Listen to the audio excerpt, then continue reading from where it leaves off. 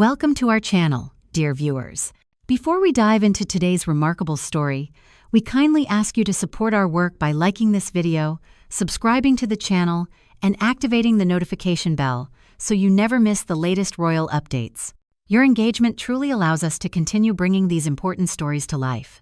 With all the splendor that comes from being born into royalty, there also lies a heavy burden, a life often described as more of a cage than a castle.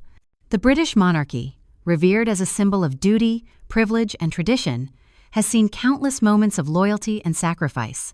Yet, it has also faced defining periods when its own members have chosen or been forced to relinquish titles, responsibilities, and even their royal identities. Now, history is once again repeating itself. The royal family finds itself thrust into a new era of turbulence, following Prince Andrew's removal of royal titles, a move that has reshaped the royal hierarchy in profound ways. Once known as the Duke of York, Andrew's position has been quietly but significantly altered. Though he remains a prince by blood, his place within the institution is more symbolic than functional.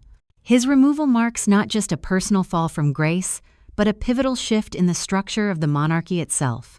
At the same time, whispers within royal circles grow louder regarding Prince William's next decisive move, one that could potentially alter the royal order yet again. Reports suggest that the Prince of Wales is preparing for what insiders have called a monarchy-saving mission, a recalibration of the royal institution aimed at restoring credibility, unity, and trust among the British public. And at the heart of this mission lies one of the most sensitive questions of all: the future of Harry and Meghan's royal titles. The Duke and Duchess of Sussex, who stepped back from royal duties in 2020, continue to cast a long shadow over Buckingham Palace. Their departure for life in California, combined with years of interviews, memoirs, and media controversies, has left the royal family deeply divided. While King Charles has reportedly hoped for reconciliation, Prince William has taken a firmer stance. Sources close to the palace claim that William is now quietly considering the removal of the Sussexes' remaining royal titles, a move that could permanently sever their formal ties to the monarchy. The stakes are immense. Such an act would not only redraw the royal map, but could also deepen personal wounds within the family. Royal commentator Richard Kay has warned that the Andrew crisis could pale in comparison to the fallout from any attempt to strip their Sussex titles. This could ignite something even more damaging than the tell-all interviews or Harry's memoir Spare, he noted, emphasizing the immense emotional and political risk involved. For Catherine, the Princess of Wales, this dilemma strikes particularly close to home. Once described by Harry as the sister I never had, she now stands in quiet opposition to any move that could escalate tensions.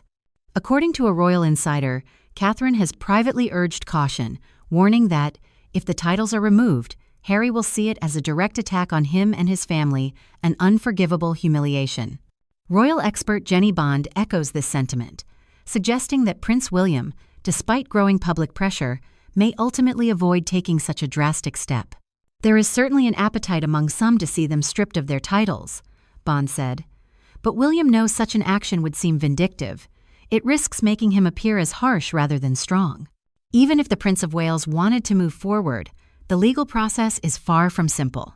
While the monarch can revoke certain honors, removing peerages such as the Dukedom of Sussex typically requires an act of Parliament. Such a decision would inevitably open deep constitutional debates, something the palace has always tried to avoid. These debates take on even greater weight following the death of Queen Elizabeth II in September 2022. Her passing reshuffled the line of succession in ways few had anticipated.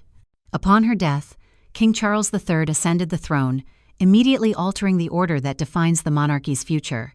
Now, amid the king's ongoing battle with cancer, publicly revealed in early 2024, the issue of succession looms larger than ever.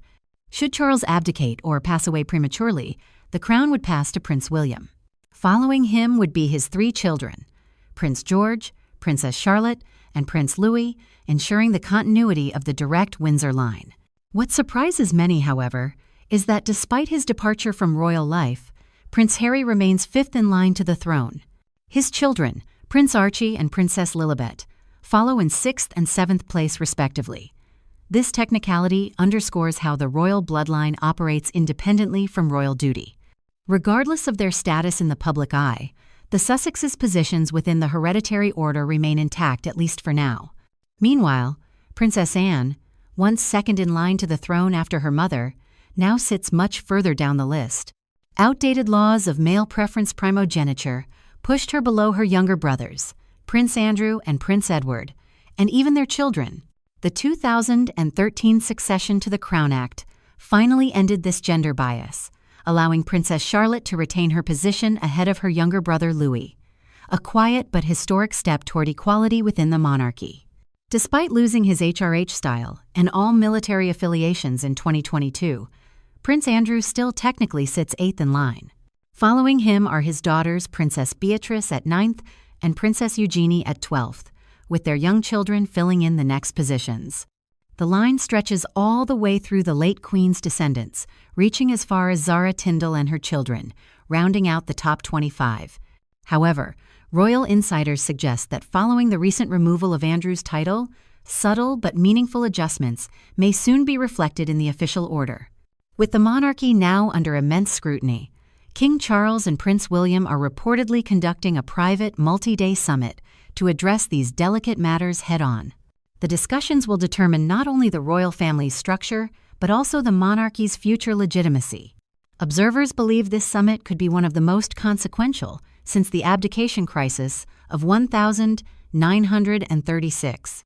It signals the Windsors' determination to preserve the crown's integrity, even if it means redrawing its inner circle. In many ways, this moment marks a crossroads for the royal family.